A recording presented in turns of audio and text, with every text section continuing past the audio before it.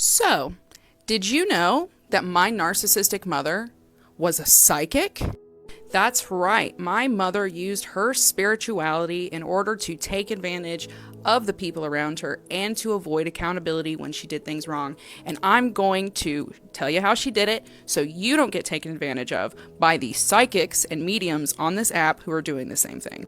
For those who don't know, I'm an NLPMP and certified and trauma-informed personal coach with more than 2 decades experience surviving the narcissistic abuse of my narcissistic mother.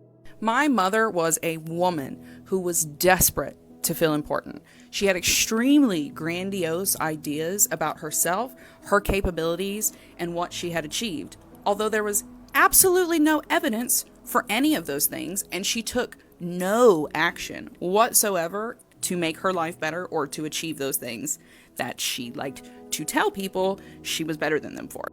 Psychic mediumship became the perfect outlet for my mother to get the supply that she craved without doing any of the work to get it. Without any training whatsoever, without any qualifications, without building a network or even learning about the ethics of what she was doing, she launched herself into a psychic business. She just started telling everybody, God has been appearing to me with Jesus in my dreams and telling me that it's my job to save humanity with this message, which is also kind of from the aliens. My mother genuinely thought that she was the most important person on the planet, that God had singled her out to talk to dead people, spirit guides, angels, friends, family, loved ones, and even your pet. What had she done to deserve this? Called her daughter a whore a couple dozen times, hit one of her sons with a baseball bat, you name it. Obviously the chosen one, right? That's how everyone treated her. As soon as my mother declared that she was a psychic medium, and as soon as she started then coupling that with the standard positive motivational messages that people want to hear about their finances, their relationships, their careers, and their families, she took off. She started charging people hundreds of dollars to sit on the phone and cold read them. And when she couldn't cold read them, she would have a docket of information already ready to go on them. It's because most of her clients were referred to her by her close personal friends who would spend tons of time telling her, Melody, you have to help my friend. She's having this really bad time at work. She's having this really bad time with a relationship. Her mother said this and they're just really not getting along. And so then my mother would sit down and tell them everything they wanted to hear in a really reassuring motherly voice. And then she would hang up the phone and she would turn around and scream at me and allow me to live in a house with sewage on the carpets as a child. She wasn't the chosen one. She was a fraud who gathered information on people before she met with them, who did no work to hone her skills, who was purely sitting in a place of ego. Because people put psychics and mediums on a throne. They treat them like little gods, and because there's no way to standardize it, they're unquestioned.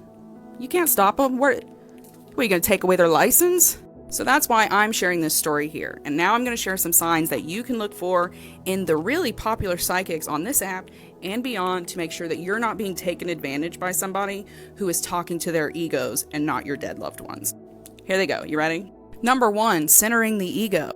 When you see a psychic or medium who sits themselves on a throne, who positions themselves in a very, very showy and atmospheric way, who shows up on camera with a new face, expensive new clothes, expensive new dogs, and jewelry every 5 seconds, there's an ego problem. Number 2, information gathering. It's crazy that I have to say this, but any psychic or medium who has to gather more than your name and your email address or your name and a phone number is grifting you. They're playing you.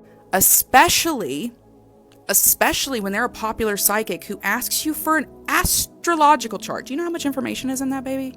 They get this information so that they can cold read you, so that they can tell you inspirational things that will feel like only someone who knew you could tell you that. But you'll hear it from any astrologist that you listen to for 5 seconds on this app for free.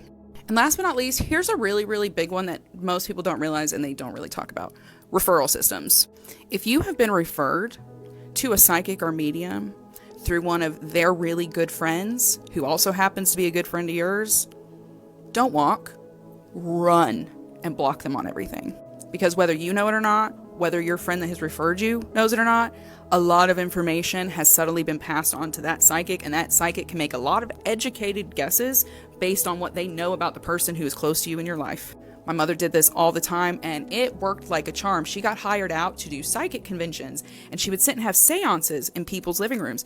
Big groups of women who were having really hard time with divorce, with death, with career upheaval, would sit around my mother and lift her up in this circle and call her and praise her and say all these grandiose things about her. Well, she said nothing to them. Nothing that they couldn't have gotten from any motivational book at Barnes & Noble. So watch out. I'm not in any way blanketing all psychics, all mediums, but those are for sure 3 big signs that my narcissistic mother was playing and grifting people with this game. So be careful. Make sure you're not witnessing it in that psychic that you're about to pay a lot of money to. And beyond that, make sure you're following me for more, because I'm going to be doing more on this series in the coming days. So click that follow button.